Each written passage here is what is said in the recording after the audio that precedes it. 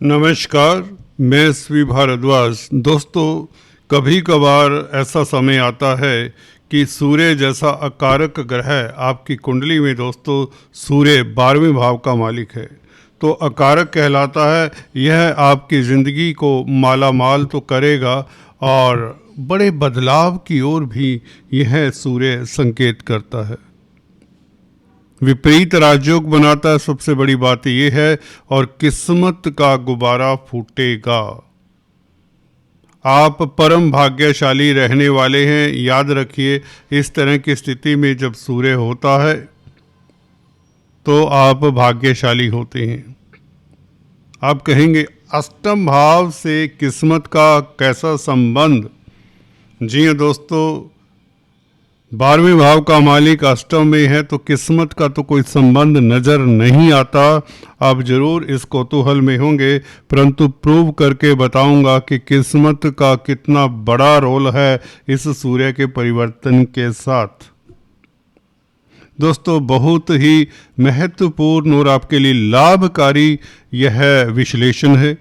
इसे बिना स्किप किए हुए अंत तक देखेंगे तो निश्चित तौर से आप गदगद हो जाएंगे और इसी तरह का अनुभव आपको एक महीना 14 अप्रैल से लेकर 15 मई तक महसूस होगा। ये किस्मत ही है कि सूर्य जैसा ग्रह उच्च का हो रहा है। कन्या राशि, कन्या लगन के जातकों के लिए ये किस्मत ही है। जी हाँ दोस्तों, कि सूर्य उच्च का हो रहा है, अष्टम भाव में हो रहा है, तो इसके ऊपर भी टिप्पणी करता हूँ। पहले चलिए आपका ये संशय ही दूर कर देते हैं। किस्मत 9वें भाव से देखी जाती है, भाग्य भाव 9th हाउस है, परंतु 9th हाउस का मालिक भी अष्टम भाव में शुक्र मेष राशि में अभी गोचर कर रहा है, जो कि 18 तारीख तक मेष राशि में रहेगा। 19 तारीख को आगे चला जाएगा, शुक्र अपनी राशि में होगा। तो आप भाग्यशाली हो जाते हैं। एक बात शुक्र के कारण, परंतु सूर्य के कारण कैसे आपका भाग्य चमकता है? दोस्तों, वो तो शुक्र जब भाग्य स्थान में होंगे तो आप भाग्यशाली होंगे, नो डाउट, कोई भी इसे डिनाई नहीं कर सकता। दोस्तों, एक सूत्र है, जब भी कोई आप विश्लेषण करें, जो भाव का विचार कर रहे हैं, जिस भाव के ऊपर आपका फोकस है, उससे 12वां भाव जरूर देखा करें। दूध का दूध, पानी का पानी हो जाएगा। यहाँ पर हम भाग्य की बात करें तो भाग्य भाव की बात कर रहे हैं। भाग्य भाव में बैठा हुआ स्वग्रही शुक्र, हालांकि 19 तारीख से होगा स्वग्रही, परंतु यह शुक्र बहुत बल देने वाला आपकी किस्मत को, ये बात तो निश्चित है। परंतु 9th हाउस का 12वां भाव भी देख लेना चाहिए, जो कि अष्टम भाव बना। अष्टम भाव में सूर्य उच्च के चले आ रहे होंगे। जी हाँ दोस्तों, सूर्य उच्च के 14 तारीख से हो जाएंगे और 18 तारीख के पश्चात शुक्र भी आपकी किस्मत को परवान चढ़ा देंगे। अष्टम भाव कहें तो जब सुदृढ़ हो तो 9वें भाव को बल मिलता है, और अष्टम भाव में उच्च का सूर्य विपरीत राजयोग बनाता है। तो क्या क्या सुखद फल सूर्य से भी मिल सकते हैं, इसकी चर्चा करते हैं। चर्चा को आगे बढ़ाने से पहले आपसे निवेदन, अगर आप पहली बार आएँ तो कृपया सब्सक्राइब कर लें, और अगर आप काफ़ी समय से देख रहे हैं हमारे इस चैनल को, परंतु अभी तक सब्सक्राइब नहीं किया, तो आप भी सब्सक्राइब करें। दोस्तों, सूर्य आत्मा के कारक हैं, पिता के कारक हैं, और शासन सत्ता के, सरकार के कारक हैं। आपको अथॉरिटी देते हैं, सरकारी तंत्र में उच्च पद देते हैं, राजनीति के भी कारक हैं। आपकी काया में जो दिल धड़कता है, सूर्य उसके भी कारक हुआ करते हैं। जिन जातकों की कुंडली में सूर्य केंद्र त्रिकोण में हो, अष्टम भाव में हो या 12वें भाव में हो, वे किस्मत वाले होते हैं। कन्या लगन राशि है दोस्तों अगर आपकी, और आपका सूर्य अष्टम भाव में ही है, तो भी आप भाग्यशाली होंगे। क्योंकि यह भाग्य स्थान को बल देने वाला है। भाग्य स्थान का 12वां भाव है अष्टम भाव, इसलिए भाग्य ऐसे व्यक्ति का प्रबल ही होता है। दोस्तों, अष्टम भाव होता है गोपनीयता का, सीक्रेसी का, अचानक होने वाली घटनाओं का। पाताल का भाव इसीलिए कहते हैं जो लोग रिसर्च करते हैं, साइंटिस्ट हैं, उनके लिए नायाब तोहफा मिलने वाला है।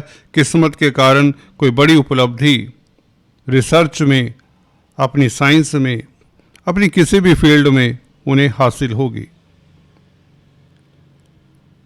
यहाँ से हम कहीं ना कहीं इनहेरिटेंस का सुख भी देखते हैं, लाभ होना, इंश्योरेंस का पैसा मिल जाना, लेगेसी से लाभ हो जाना। तो इस अवधि में इस तरह की भी कुछ जातकों के लिए स्थितियां बनेंगी, खासकर जिनकी सूर्य की महादशा अंतर्दशा होगी। अगर आप साइंसदान हैं, साइंटिस्ट हैं, तो आपकी रिसर्च के कारण आप सुर्खियों में रहेंगे। अगर आप सरकारी तंत्र के साथ जुड़े हुए हैं तो आपको उच्च पद मिल सकता है, अचानक से नॉमिनेट हो सकते हैं किसी भी उच्च पद के लिए। विदेशी कामकाज में आपको सफलता मिलने के योग बन जाते हैं, क्योंकि 12वें भाव का मालिक है सूर्य। मल्टीनेशनल कंपनीज या अजनबियों से आपको मदद मिलती है इस अवधि में। विदेश जाना चाहते हैं या विदेश सेटल्ड हैं तो आपके रास्ते में आ रहे अवरोध अचानक से दूर होते हैं। वैसे भी शुक्र 19 तारीख से आपको भाग्यशाली, परम भाग्यशाली क्रिएट बना ही देता है। तो विपरीत राजयोग के कारण 12वें भाव का मालिक अष्टम भाव में बैठे तो आपके नुकसान, आपके खर्चे प्लग होते हैं, आपका स्टेटस बढ़ता है, बल्कि आपकी विल पावर बढ़ती है, कॉन्फिडेंस बढ़ता है, लीडरशिप क्वालिटीज आप में देखने को मिलेंगी। साथ में एक पर्सनैलिटी का मूल चूल परिवर्तन सा होने वाला है। आत्मिक बल के चलते आप मुश्किल कार्य भी बड़ी आसानी से कर पाएंगे। जहां से आप ना उम्मीद होते नजर आ रहे थे, वहां भी उम्मीद की किरण ये सूर्य दिखाएगा। विपरीत राजयोग, अथॉरिटी में है तो आपकी अथॉरिटी का सम्मान होगा। सूर्य दोस्तों कहीं ना कहीं आपका खोया हुआ सम्मान आपको दिलाता है। मेडिकल क्षेत्र में सर्जन हैं, डॉक्टर हैं, फार्मा लाइन में हैं, तो कुछ ना कुछ खास होने वाला है आपके साथ, कोई बड़ी उपलब्धि मिलने वाली है।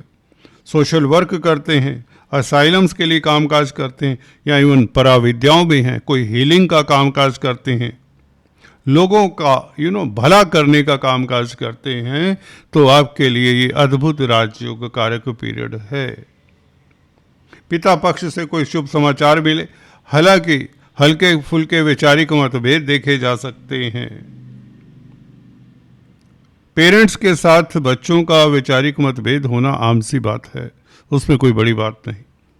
परंतु 12वें भाव का मालिक अष्टम भाव में हो तो लेगेसी से लाभ होगा ही होगा, इनहेरिटेंस का लाभ होगा ही होगा, सरकारी तंत्र से फायदा हो, उच्च पद मिलने के योग बने, अचानक से भाग्य साथ दे, किस्मत के कारण धन की प्राप्ति हो, क्योंकि शुक्र भी 18 तारीख के पश्चात स्वग्रही हो जाएगा और अष्टम भाव में उच्च का सूर्य यानी कि भाग्य स्थान का 12वां भाव, उसमें शुभ स्थिति में बैठा हुआ सूर्य, विपरीत राजयोग बनाता हुआ सूर्य आपकी किस्मत को परवान चढ़ाएगा। आप एक सफल कंपटीटर साबित होने वाले हैं राहु की बदौलत। देखिए, राहु कोई यूं ही थोड़ी ना बैठे हैं। आप सोचते होंगे हमारी जिंदगी में अगर कुछ नहीं घटा तो क्या राहु ऐसे ही निकल जाएंगे? जी नहीं दोस्तों, ये कार्मिक ग्रह शनि, राहु, केतु जब अच्छी स्थिति में होते हैं, ये होता नहीं कि वे कुछ दे कर ना जाएं। राहु आपको सम्मान देने वाले हैं, आपको सफल कंपटीटर बनाने ही वाले हैं। याद रखिए, आपकी हार तो नहीं होगी, आपकी हार नहीं होगी। दिमाग में बस इसे धारण कर लीजिए और चल दीजिए। अपने मुकाम की ओर, अपनी मंजिल की ओर बढ़ चलिए, आपको कोई रोकता काहे है। अगर रुके हुए हैं, ठहरे हुए हैं, तो अपने आप को ही आपने रोका हुआ है। आपका राहु शतभिषा का राहु और अब सूर्य उच्च का मेष राशि का सूर्य विरले होता है, सालों में यह योग बनता है। शुक्र 4 रोज पश्चात अपनी राशि में स्वग्रही, वह भी धन का मालिक है, धन की स्थिति भी बेहतर होती है। दोस्तों, इससे बेहतर कॉम्बिनेशन कम ही होता है।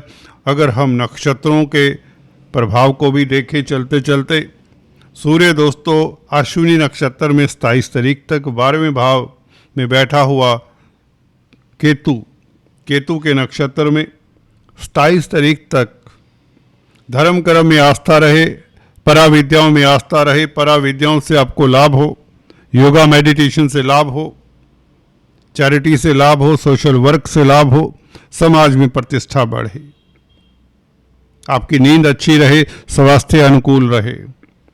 27 तारीख के पश्चात शुक्र के नक्षत्र में, भरणी नक्षत्र में, और शुक्र स्वग्रही हो चुके होंगे।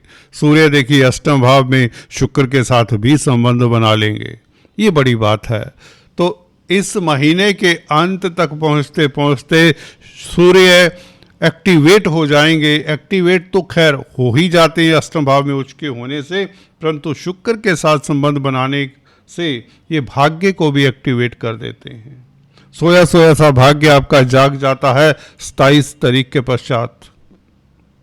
तो जब तक सूर्य 15 मई तक मेष राशि में है तो भाग्य आपका प्रबल रहने वाला है, भले 27 तारीख से ही जब शुक्र के नक्षत्र में आए। परंतु मैं ये देखता हूँ कि यह 18 तारीख से ही, 19 तारीख से ही जैसे शुक्र राशि परिवर्तन करते हैं, आपका भाग्य प्रबल होता है। विदेशी कामकाज की रूपरेखा तैयार होती है, विदेशाटन के योग बनते हैं, कोई मुराद, कोई आपकी मनोकामना पूर्ण होती है और दाम्पत्य जीवन अच्छा रहता है, लव लाइफ बेहतर रहता है, भौतिक पदार्थों की प्राप्ति होती है, अथॉरिटी से लाभ होता है, शासन सत्ता से जुड़े लोगों का आपको मदद मिल ही जाएगा। परिवार कुटुंब में माहौल बहुत बेहतर रहने वाला है। सूर्य का शुक्र के साथ संबंध और शुक्र का स्वग्रही होना। दोस्तों, चर्चा कैसी लगी आपको कमेंट करके ज़रूर बताएं, और कोई अगर इसमें त्रुटि रही है तो उसके बारे में भी ज़रूर बताया करें। आपके कमेंट्स का हमें बेसब्री से इंतज़ार रहता है। अगर आपने अभी तक सब्सक्राइब नहीं किया तो कृपया सब्सक्राइब कर लें। Thank you so much.